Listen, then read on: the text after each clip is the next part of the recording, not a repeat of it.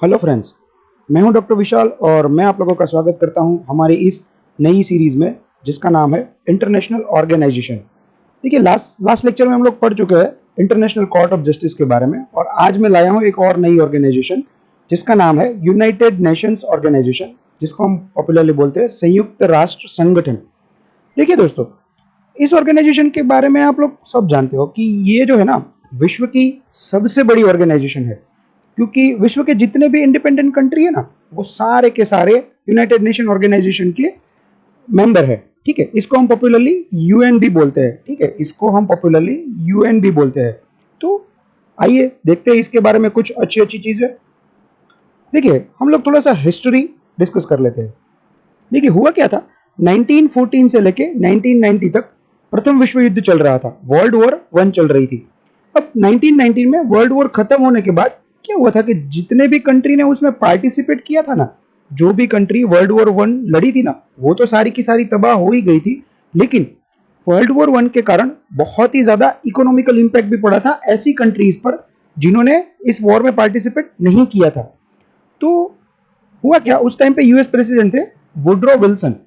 इन्होंने क्या किया कि इन्होंने एक इनिशिएटिव लिया कि हम क्या करते हैं कि जितने भी कंट्रीज जो वर्ल्ड में पीस और सिक्योरिटी को एस्टेब्लिश करना चाहते हैं ना, उन लोगों को इकट्ठा करते हैं और ऐसा कोई ऑर्गेनाइजेशन बनाते हैं जो सबके लिए कॉमन हो। एक ऐसा संगठन बनाता है कि जिसका काम हो कि वो फ्यूचर में दुनिया में फिर से ऐसी वर्ल्ड वॉर होने से रोके। तो इन्होंने क्या किया कि वर्साइल में ऐसे सारे कंट्रीज को इकट्ठा किया, सारे कंट्रीज के रिप्रेजेंटेटिव को इकट्ठा किया। वर्साइल्स जो है ना, वो फ्रांस का एक सिटी है जहां पर वुड्रो विल्सन ने क्या किया कि ऐसे सारे कंट्री के रिप्रेजेंटेटिव को इकट्ठा किया और वहां पर उन लोगों ने एक ट्रीटी साइन की, उन लोगों ने एक एग्रीमेंट साइन किया जिसके द्वारा उन लोगों ने लीग ऑफ नेशन की फॉर्मेशन की। उन्होंने लीग ऑफ नेशन नाम से एक संस्था बनाई।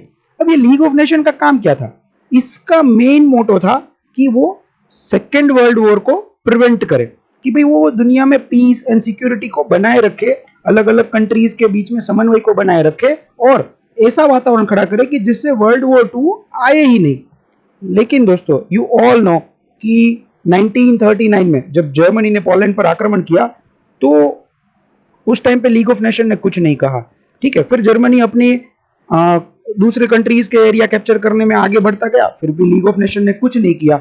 और जब जर्मनी ने रशिया पर आक्रमण किया और 1939 में वर्ल्ड वॉर टू शुरू हो गई ना, तब लीग ऑफ नेशन का जो मोटो था ना, वो खत्म हो गया। It was fail in its objectives, कि वो वर्ल्ड वॉर टू को रोक नहीं पाया।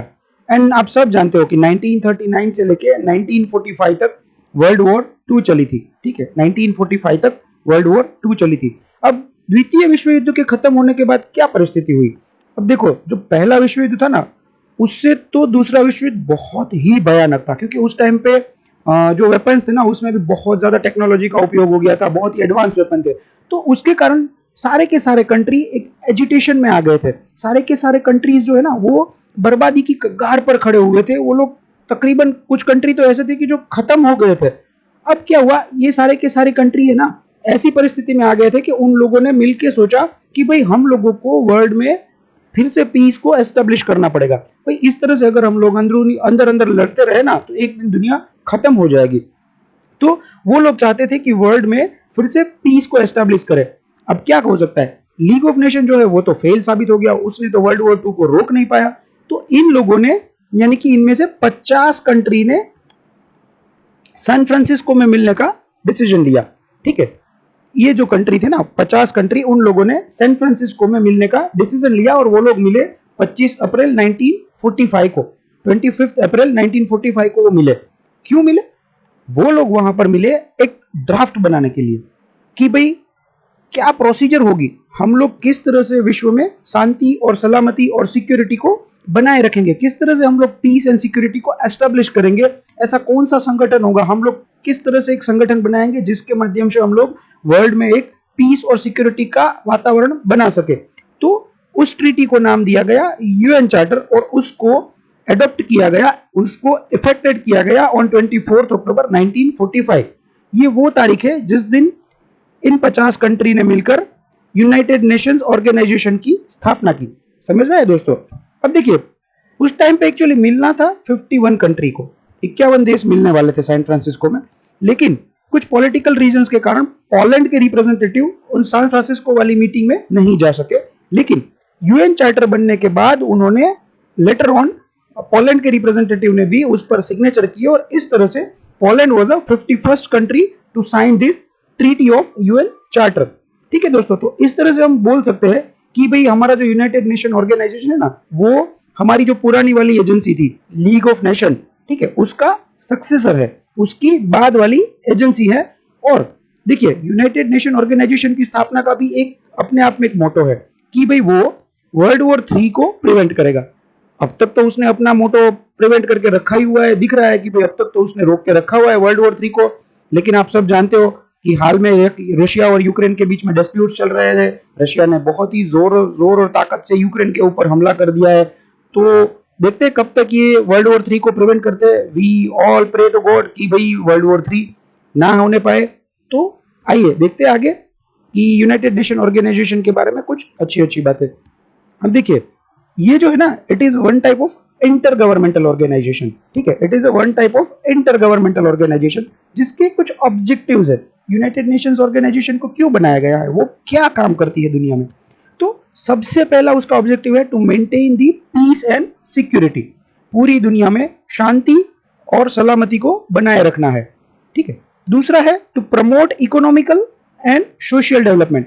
पूरी दुनिया में आर्थिक और सामाजिक विकास के कार्यों को बढ़ावा देना है। Then next is protecting human rights, मानव अधिकारों का रक्षण करना है। And to deal with another global issues, जैसे कि एनवायरमेंटल इश्यूज होता है, ग्लोबल वार्मिंग का इशू है, ट्रेड रिलेटेड इशू होते हैं, बॉर्डर डिस्प्यूट रिलेटेड इशू होते हैं, कुछ हेल्थ रिलेटेड, जैसे कि हाल ही में हम लोग कोरोना से जूझ रहे हैं, तो इस तरह से कुछ हेल्थ रिलेटेड इशू होते हैं। इन सारे इश्यूज से लड़ने के लिए भी यूनाइटेड नेशन ऑर्गेनाइजेशन ने अलग अलग संस्थाओं की स्थापना की हुई है। ठीक है, तो these are the some important objective of United Nation Organisation. अब क्या है, देखिए इन ऑब्जेक्टिव्स को फुलफिल करने के लिए, इन ऑब्जेक्टिव पर काम करने के लिए यूनाइटेड नेशन ऑर्गेनाइजेशन के कुछ ऑर्गन्स है। There are the 6 principal organs of United Nation Organisation. उसमें सबसे पहला और इंपॉर्टेंट ऑर्गन है जनरल असेंबली। ठीक है, जनरल असेंबली का मतलब होता है सामान्य सभा। ये जो है ना, ये यूनाइटेड नेशन ऑर्गेनाइजेशन की एक ऐसी संसद है। It is one type of parliament of United Nations. इसको है ना वर्ल्ड पार्लियामेंट भी बोला जाता है।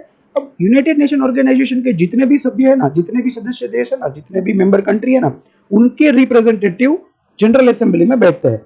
जनरल असेंबली की मीटिंग हर साल, ठीक है, ईयरली होती है, रेगुलर बेसिस पे हर साल उसकी मीटिंग होती है। और वहां पर जनरल असेंबली में जो भी यूनाइटेड नेशंस की कार्यप्रणाली से रिलेटेड ड्राफ्ट्स होते हैं, कुछ रूल्स होते हैं, रेगुलेशंस होते हैं, वो सारे के सारे अडॉप्ट किए जाते हैं बाय दी जनरल असेंबली।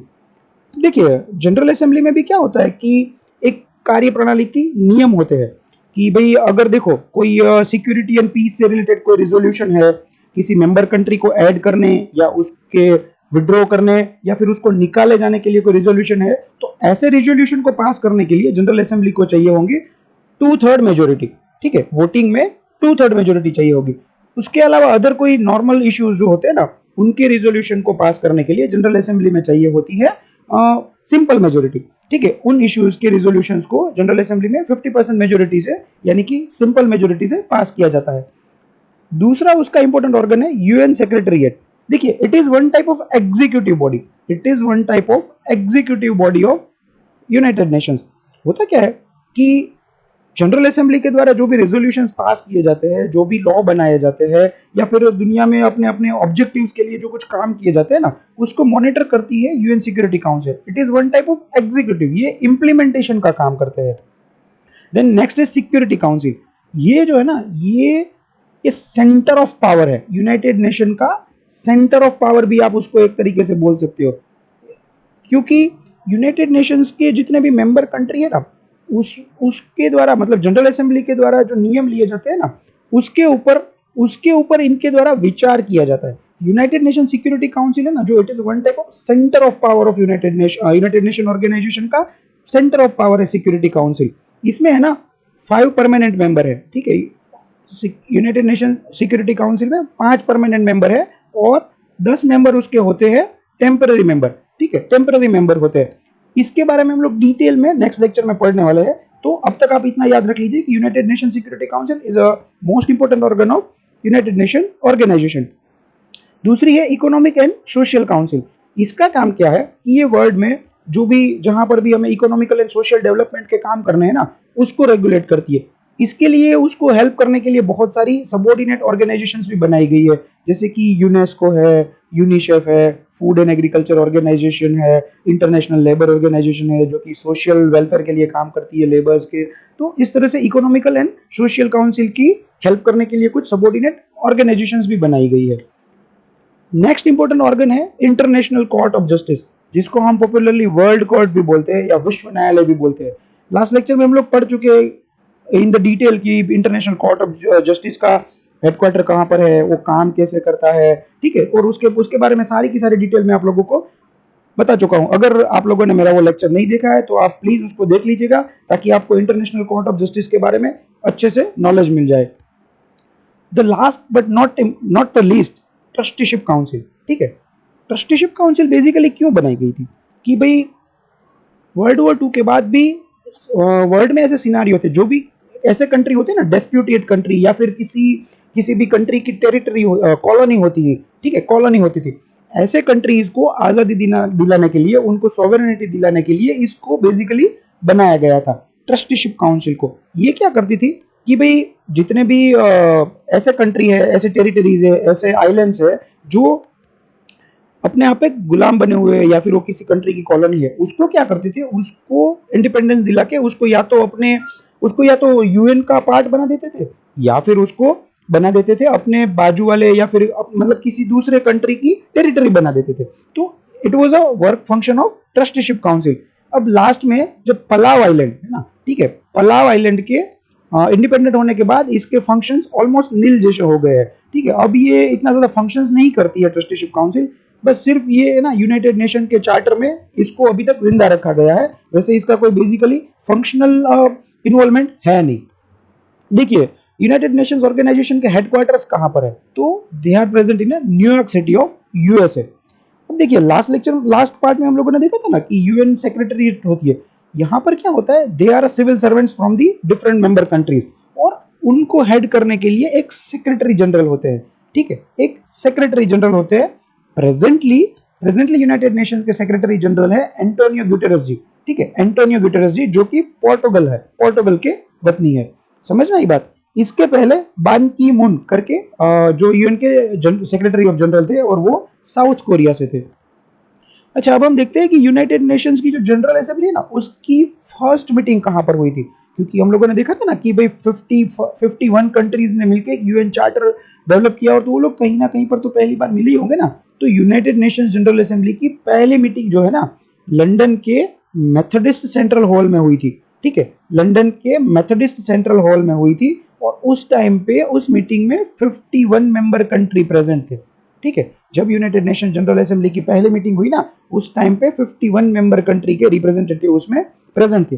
अब प्रेजेंटली क्या सिनेरियो है, हाल में प्रेजेंटली क्या सिनेरियो है, तो प्रेजेंटली यूनाइटेड नेशन ऑर्गेनाइजेशन के 193 मेंबर कंट्रीज है, ठीक है, यूनाइटेड नेशन में 193 मेंबर कंट्री है। और साउथ सुडान जो है ना, वो अगस्त 2011 में यूनाइटेड नेशन ऑर्गेनाइजेशन से जुड़ने वाला लास्ट मेंबर कंट्री है।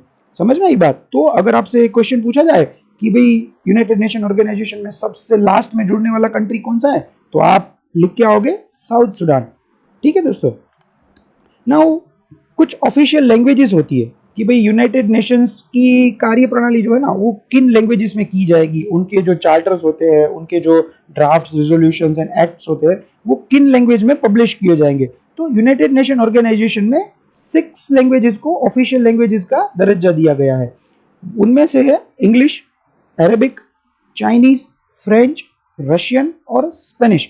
देखिए दोस्तों, इसको अच्छे से याद रख लीजिएगा, क्योंकि कभी कभी है ना एग्जाम में क्वेश्चन आ सकता है कि इनमें से कौन सी लैंग्वेज यूनाइटेड नेशन की ऑफिशियल लैंग्वेज नहीं है। आपको रूल आउट करना भी आ सकता है, या फिर ऐसा भी क्वेश्चन आ सकता है कि इनमें से कौन सी लैंग्वेज यूनाइटेड नेशन की ऑफिशियल लैंग्वेजेस है, ठीक है दोस्तों। तो इसको एक अच्छे से नजर घुमा लीजिएगा। 6 लैंग्वेज है, इसमें कोई ज्यादा बड़ी कठिनाई वाली बात है नहीं। English, Arabic, Chinese, French, Russian and Spanish.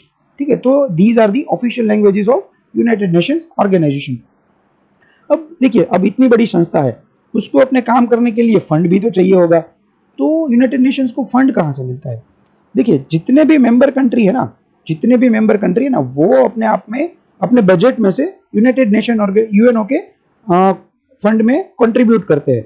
हर एक मेंबर कंट्री को अपने बजट में यूएनओ में फंड करने के लिए एक प्रावधान करना होता है, अपने बजट में से कुछ हिस्सा उनको देना होता है।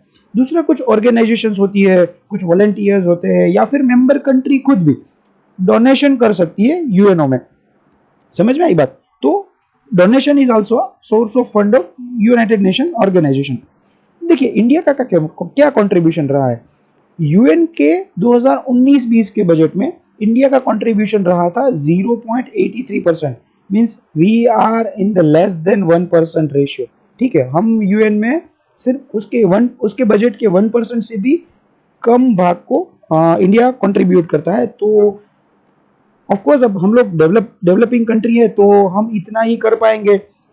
यूनाइटेड नेशंस का जो बजट होता है ना, उसमें सबसे ज्यादा कंट्रीब्यूशन यूएसए, रशिया, यूके, ठीक है, ऐसे डेवलप कंट्री के द्वारा ज्यादा किया जाता है। हमारा कंट्रीब्यूशन यूएन के बजट में 0.83% है। तो दोस्तों, ये कुछ अच्छी अच्छी बातें थी जिसको हम लोगों ने सीखा यूनाइटेड नेशन ऑर्गेनाइजेशन के बारे में। नेक्स्ट लेक्चर में मिलेंगे एक और नई ऑर्गेनाइजेशन के बारे में, एक और नए संगठन के बारे में पढ़ने के लिए। तब तक के लिए पढ़ते रहिए, मुस्कुराते रहिए। लेक्चर पसंद आया हो तो उसको लाइक कीजिए, ज़्यादा से ज़्यादा शेयर कीजिए। अगर चैनल को सब्सक्राइब ना किया हो तो उसको प्लीज़ सब्सक्राइब कर दीजिए। ठीक है, मिलते हैं नेक्स्ट लेक्चर में। तब तक के लिए अलविदा, गुड बाय, जय हिंद।